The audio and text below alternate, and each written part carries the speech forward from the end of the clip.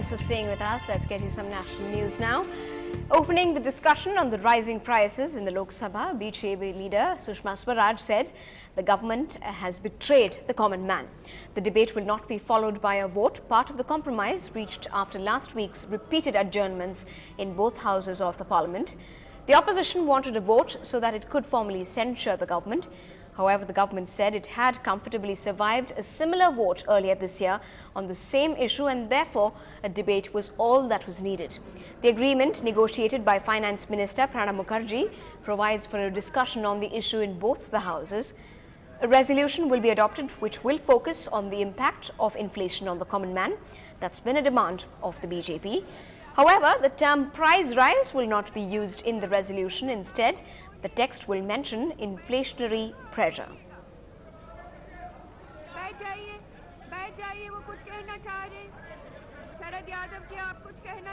2008 का साल चुनाव से पहले का साल था, 2010 का साल चुनाव के बाद का साल था। और इसी को विश्वासघात कहते हैं कि चुनाव से पहले आप दाम नहीं बढ़ाते, लोगों को भरमाते हैं, गुमराह करते हैं, उनके नाम की दुहाई देते हैं, लेकिन जब चुनाव जीत जाते हैं तो आप उस आम आदमी को भूल जाते हैं और तब आप दाम बढ़ाते हैं। अध्यक्ष जी, मैं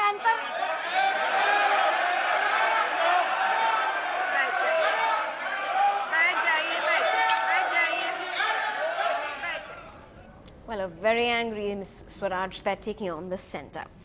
Now, in the latest on the Commonwealth Games controversy, sources say that the Foreign Ministry has challenged Team Kalmadi's explanation that the dubious AM company, which received payments of over £247,000 from the Games, had in fact been recommended by India's High Commission in the United Kingdom. Sources also say that in a meeting between the chairman of the organising committee, Suresh Kalmadi, and External Affairs Minister S.M. Krishna this morning, Krishna had showed that the High Commission's letter, which made no mention of the AM company. According to the Foreign Ministry sources, the letter Kalmadi had showed at a recent press conference appeared to be doctored. A cornered Suresh Kalmadi has now set up a probe into the Foreign Ministry's allegations. Staying with national news, the centre has decided to send 2,000 Central Paramilitary Force personnel to the Kashmir Valley, adding to the existing 3,200 currently based in the state who will be deployed in trouble-torn areas.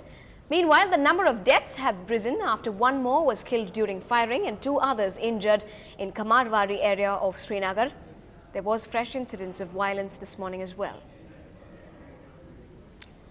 Now, it looks like the Malaysian nation is not folding their hands and welcoming us anymore.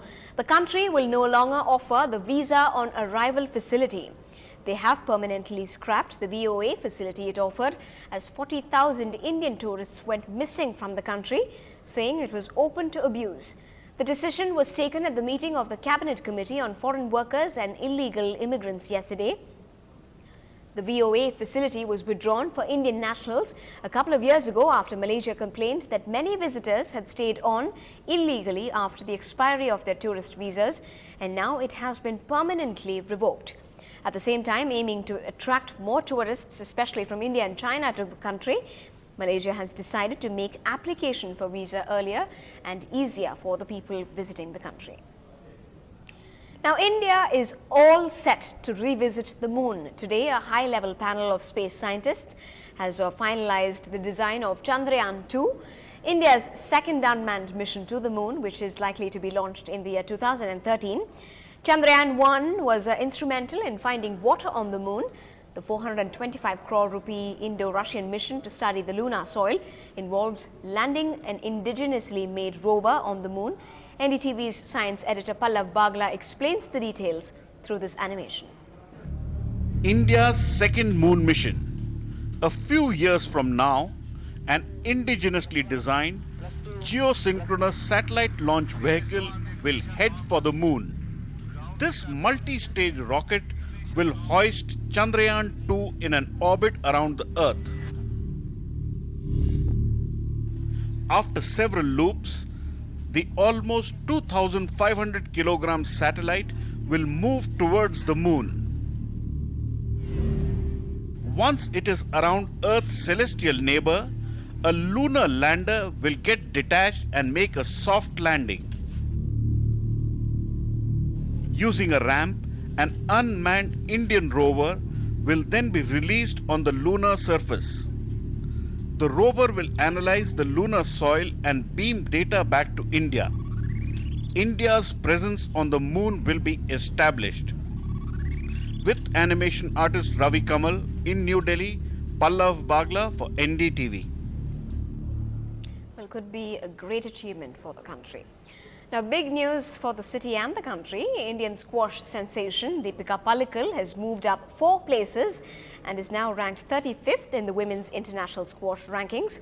She is the highest ranked women player in India, also surpassing her senior and older mate Joshna Chinnappa.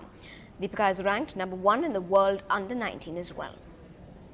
And Deepika Pallikal's father Sanjeev Pallikal joined us with his reaction. I think the training has paid off.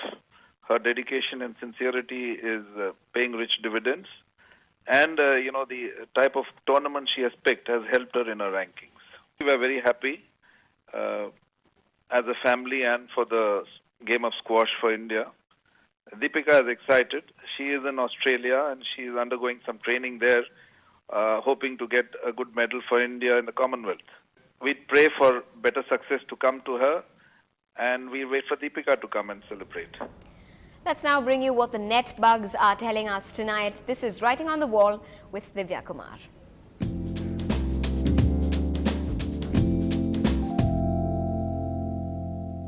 The rains are almost synonymous to romance and looks like somebody has fallen in love with the rain itself.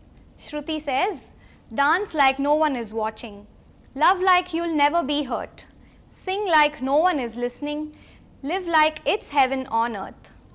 We have another pick for today. Arvind says, I really haven't lost my mind. We are just playing hide and seek and my mind is winning. Thank you very much for those lovely updates. Write your entries to feedback@ndtv-hindu.com and contact us through our Facebook account. Well, with that, that's the news tonight. I'm Evelyn Matthew. Thanks for watching.